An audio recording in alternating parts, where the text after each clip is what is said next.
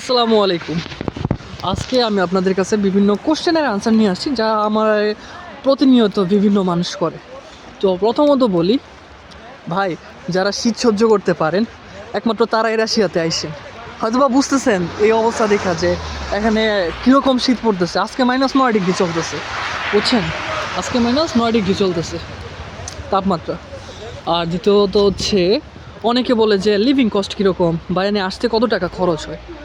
তো সেই জন্য প্রথমত বলে রাখি যে রাশিয়াতে কিন্তু বাংলাদেশ থেকে কম খরচ হয়। আপনি যদি ঢাকা থেকে থাকেন, হয়তো বা জানেন যে ঢাকাতে থাকা খাওয়া মিলিয়ে 10-15 হাজার টাকার মতো লাগে মিনিমাম। আর আপনি যদি 15,000 টাকা খরচ করেন রাশিয়াতে, সুন্দর মতো থাইকা যেতে পারবেন, সুন্দর মতো। আর পরে হচ্ছে অনেকে বলে যে এইখানে আসতে টোটালি কত খরচ হবে। ভাই, আপনার কাছে যদি 6 লক্ষ টাকা থাকে, 6 লক্ষ টাকার মতো যদি বাজেট থাকে, তাহলে আপনি রাশিয়াতে স্টাডি করার জন্য আসতে পারবেন, কোনো সমস্যাই নেই। আপনি রাশিয়াতে স্টাডি করার জন্য আসতে পারবেন। এই 6 লক্ষ টাকার মধ্যে আপনার হচ্ছে বিমান ভাড়া থাকবে, তারপরে 1 বছরের টিউশন ফি থাকবে, তারপরে হচ্ছে যে ডরমেটরিতে উঠবেন সেই ডরমেটরির ফি থাকবে 3 মাসের, জাস্ট ভিসিয়া,